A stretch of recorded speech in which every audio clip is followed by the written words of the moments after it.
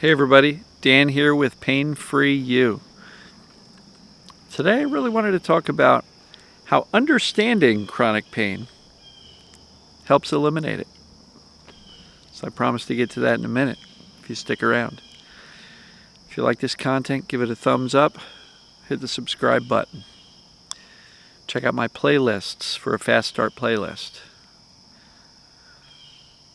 You listen to the birds, breathe, relax, and let me show you the clouds.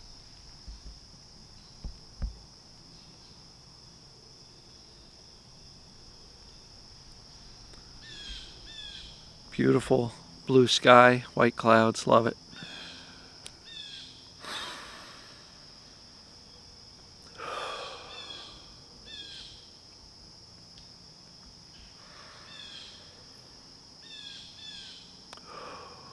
All right.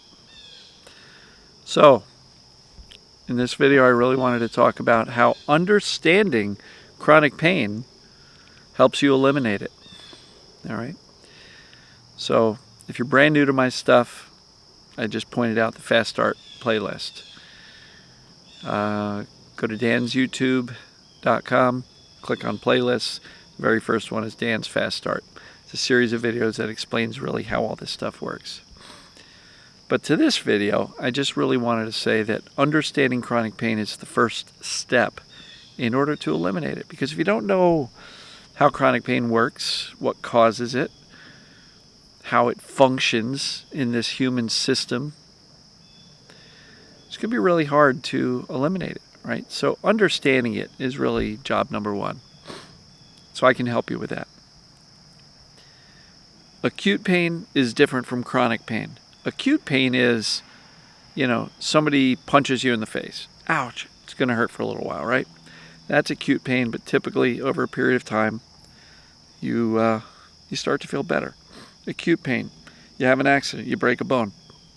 That's acute pain. That's from injuries. Sometimes we have acute pain from surgeries, dental visits, whatever it may be. But the good news is acute pain based on a physical trauma to the body heals, right? The body heals. Even the largest bone in the body, the femur, if you break your femur, it heals in about 6 to 8 weeks. And it only hurts for about the first few weeks of it, 2 to 3, maybe 4 weeks of it. After that, the pain is significantly reduced, if not gone. So the body heals. That's a core belief that I want everybody to really adopt. And if you're saying, I've got this thing that started 4 years ago, so I haven't healed, is that an assumption based on the presence of the symptoms and the pain? Or is it fact? Right? Some people say, I had a surgery. It hasn't healed. Why not? Why hasn't your pain stopped? Why hasn't your injury or surgery healed? Inevitably it has, a long, long time ago. So acute pain is typically pain from a physical traumatic event. Acute pain is very necessary, very important. Why? Because if you break your ankle running through the woods and it hurts, it's going to convince you very quickly, get off your ankle. You don't want to keep walking on it.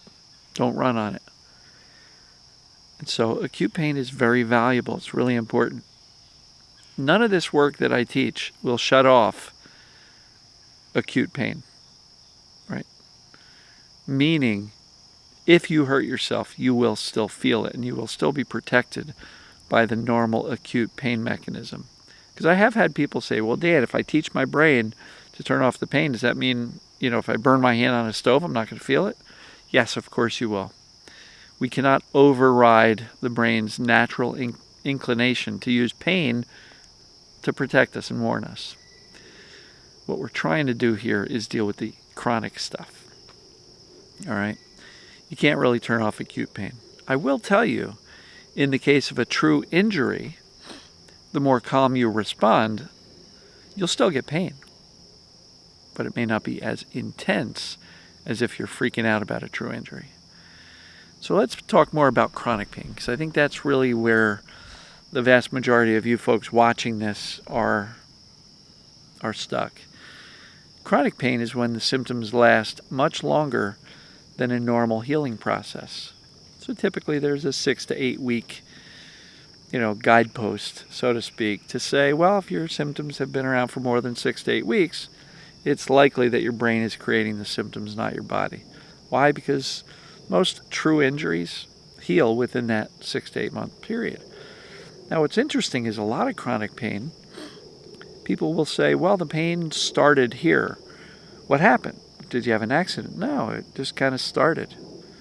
Came out of the blue. I don't know what happened. So usually when the pain just starts, it's not an indicator of an injury. It's an indicator of perceived danger pain beginning. And sometimes an acute onset. It can happen during movement. In my case, I bent over to put on my underwear, of all things.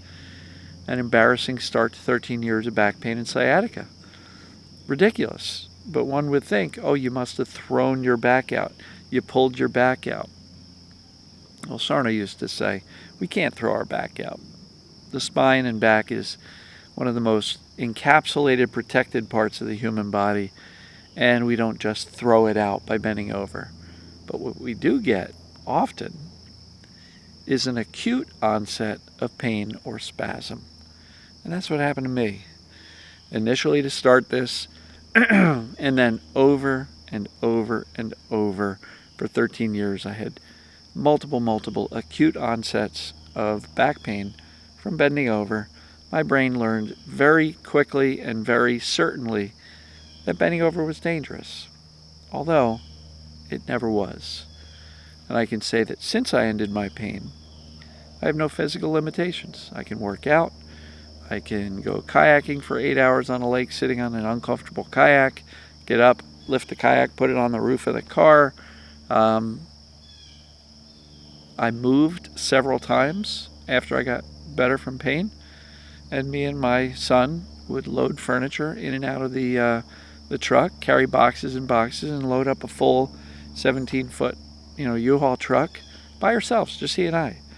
And this was after 13 years of back pain. And you would think, what are you, nuts, Dad? No. Because what I learned and what I taught my brain was that my back was never the problem. Bending over was never dangerous.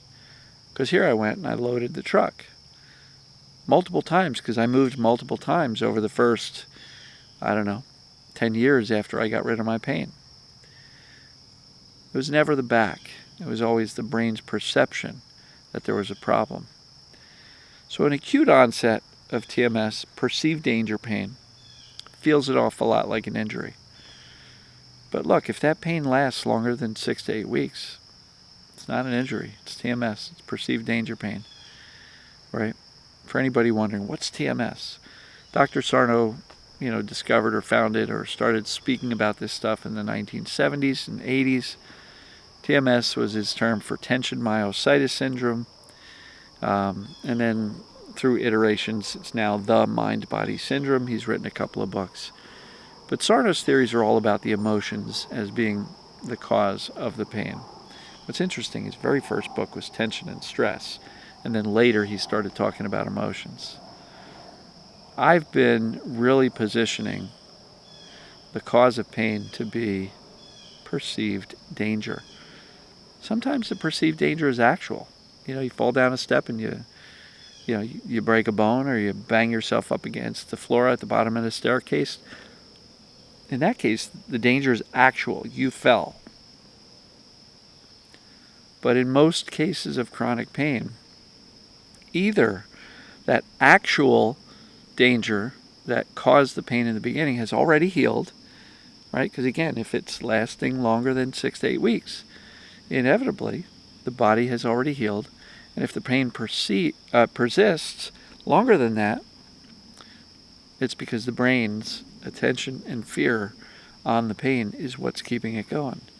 So now in some cases we don't have a preceding incident like an accident or a physical trauma to the body. So in that case, like in my case, yeah, I bent over. It could have been perceived as an injury, but it really wasn't. It was just an onset of perceived danger pain.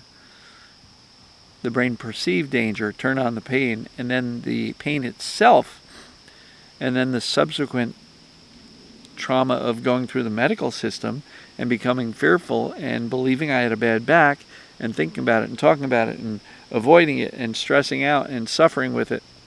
That became the perceived danger that kept it going, in my case for 13 years. So I made every mistake possible, which is why it took me so darn long to get better. But here's the deal, you don't have to take that long to get better. That's why I'm teaching this stuff every day. So if it took me 13 years, I'm giving you the shortcut, the cheat sheet, the fast start. And so it's the brain's perception that matters most. And in most cases, chronic pain is a misunderstanding, a misinterpretation, a misperception that something dangerous is going on, when in fact it's not. It's essentially, chronic pain is a mistake made by the brain. And we see how that can happen because the brain's job is to keep us safe and keep us alive. So if the brain's fed this information that says, oh, we're frail, easily broken, don't bend over, bend from the knees, not from the waist, that's dangerous, that's too heavy, don't lift that, don't. You can see how the brain might get into a state of wanting to protect you from hurting yourself by doing something with your body. And it's not just the back. I mean, that was my example because that was my experience, but it can be anything, And it's not just pain. It can be almost any other type of symptom. If the brain perceives danger, it can create symptoms. So, the title of this video is How Understanding Pain or Other Symptoms Can Help You Eliminate Them. And so by understanding that it's the perception, not the actual, the perception of danger that creates the pain or the other symptoms, if the perception is a mistake, we've got to correct that mistake, don't we? So we analyze it. Perceived danger pain behaves much differently than a structural cause pain. So there are assessments, and I talk about these all the time. Go to my website, painfreeyou.com. Go to the Get Help menu and go to the Getting Started page. Right? There are 2 assessments there. If it indicates perceived danger pain, TMS, that's what it is. And you can rest easy that your body's not causing the pain. But again, if pain has been lasting a long time, it's usually a mistake by the brain. The perception of danger is incorrect. And therefore, what does that mean? How do we use this knowledge about how pain works to get rid of the symptoms and the pains? Well, if the brain's misperceiving the danger, it's our job. It's our responsibility to correct the misunderstanding. Brain, I'm telling you, I did the homework, done the analysis, I've studied. We know that there's nothing wrong with my body. Hey, brain, that injury I had in high school, that's not why I'm hurting now, 20 years later, right? Old sports injuries shouldn't be hurting us 20 years later, right? Certainly not to the point of chronic pain. And some people will be like, I can tell when it's going to rain because my such and such starts to hurt, my sports injury. Possibly, but I think we sense the barometric pressure. We've got this story in our head that says when the storm comes and when the weather changes, that old injury I've got kind of comes back. And so maybe the brain's perception that weather changes and barometric pressure changes, which we can sometimes sense, can be dangerous. A little bit of a tangent there. But in my opinion, understanding how chronic pain works, how it begins, how it persists, fear and attention are the fuel sources for chronic pain or chronic symptoms. So if you want the chronic part of it to go away, let's eliminate the fear so that we can eliminate the attention. Because you can't just ignore your pain if you're terrified of it. It's not possible. And I'm sure many of you have tried that. And it just doesn't work because you're not able to ignore something if you're terrified of it. Imagine sitting in a room with a tiger and it looks hungry and it's growling at you. You can't ignore this thing that you're terrified of. So understanding pain, understanding chronic pain, the difference between acute, which is injury, surgery, and chronic, which is longer than a normal healing time frame,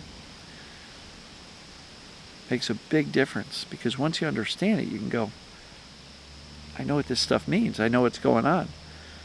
So if you should happen to have an increase in symptoms, you can go, nope, didn't fall down the steps. I know what's going on. The brain must be perceiving more danger.